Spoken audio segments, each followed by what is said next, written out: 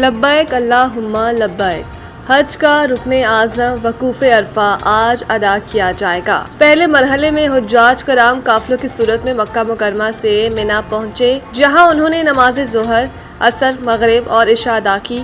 عازمین حج نے منا میں رات بھر قیام کے دوران زیادہ تر وقت عبادات، ذکر و اذکار اور تلاوت قرآن پاک میں گزارا۔ منا میں روح پرور مناظر دیکھنے میں آئے اور فضا میں لبیک اللہم لبیک کی صداؤں سے گونج اٹھی۔ آج 9 ذی الحج کو حج کا رکن اعظم وقوف عرفہ ادا کیا جائے گا۔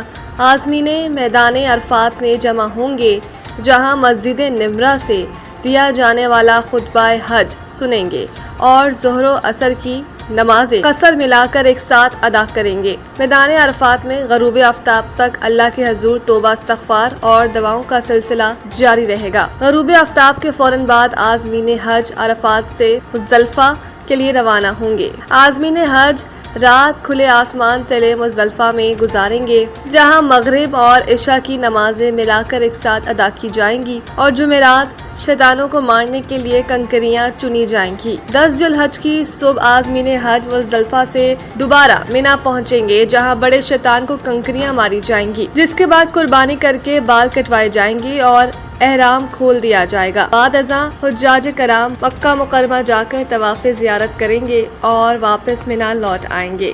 منا میں قیام کے دوران حجاج کرام بقیہ دنوں میں بھی شیطانوں کو کنکریاں مارنے کا عمل رمی جاری رکھیں گے اور 12 ذی الحج کو غروب آفتاب سے قبل منا سے بھی روانہ ہوں گے، جس کے ساتھ ہی حج کے تمام مناسک مکمل ہو جائیں گے۔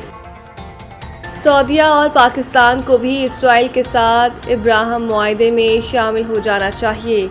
ٹرمپ امریکی صدر ڈونلڈ ٹرمپ نے ایران کے ساتھ ممکنہ معاہدے کو مشرق وسطیٰ میں تعلقات کی ایک بڑی سفارتی تبدیلی قرار دیا۔ عالمی خبر رساں ادارے کے مطابق صدر ٹرمپ نے social media platform Truth Social پر لکھا ہے کہ خطے کے مدد اسلامی ممالک کو ابراہیم معاہدوں میں شامل ہو کر اسرائیل کے ساتھ تعلقات معمول پر لانا چاہیے۔ اپنے social media platform Truth Social پر جاری ایک طویل بیان میں صدر ٹرمپ نے کہا ہے کہ ہفتے کے روز سعودی عرب، متحدہ عرب امارات، بحرین، اردن، ترکیہ، پاکستان، قطر اور مصر کی قیادت سے گفتگو کی۔ انہوں نے مزید بتایا کہ گفتگو میں نے زور دیا کہ ایران کے ساتھ جنگ کے خاتمے اور ممکنہ معاہدے کے بعد ان ممالک کو ابراہیم معاہدوں میں مشترکہ طور پر دستخط کر کے لازمی شمولیت اختیار کر لینی چاہیے۔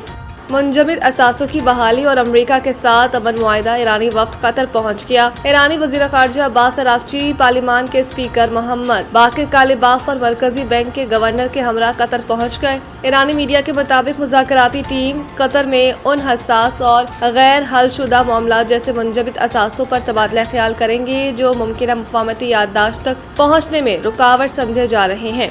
پاکستان اور چین کا تصویراتی شراکت داری کو مزید گہرا کرنے پر اتفاق۔ مشترکہ اعلامیہ۔ عوامی جمہوریہ چین کے ریاستی کونسل کے وزیر اعظم لی چیانگ کی دعوت پر وزیر اعظم محمد شہباز شریف نے 23 مئی سے 26 مئی 2026 تک چین کا سرکاری دورہ کیا۔ وزیر اعظم شہباز شریف نے چین کے صدر شی جن پنگ سے ملاقات کی۔ چین کے وزیر اعظم لی جیانگ نے وزیر اعظم شہباز شریف کے ساتھ مذاکرات کیے۔ دونوں فریقین نے خوشگوار ماحول میں بات چیت کی اور چین و پاکستان کی ہر موسم کی اسٹریٹجک تعاون پر مبنی شراکت داری کو مزید گہرا کرنے اور بین الاقوامی علاقائی امور پر اتفاق کیا۔ وزیر اعظم نے دونوں ممالک کے سفارتی تعلقات کے قیام کی 75ویں سالگرہ کی تقریب میں بھی شرکت کی۔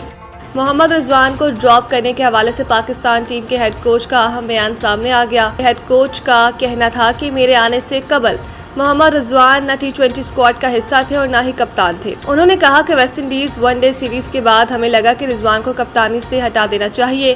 رضوان کی کپتانی میں قومی کرکٹ ٹیم بہتر پرفارمنس نہیں دے پا رہی۔ مائک ہیسن کا مزید کہنا تھا کہ ہمیں انفرادی پرفارمنس کو نہیں بلکہ ٹیم کے مفاد کو دیکھ کر ٹیم تیار کرنی ہے۔ انہوں نے کہا کہ ہم نے رضوان کو ڈراپ کر کے دیگر کھلاڑیوں کو بھی پیغام دیا ہے۔ کھلاڑیوں کے اعتماد میں گزشتہ 1 سال کے دوران اضافہ ہوا ہے۔ ورلڈ کپ آئندہ سال ہے، ہمیں مزید آپشنز پر غور کرنا ہے۔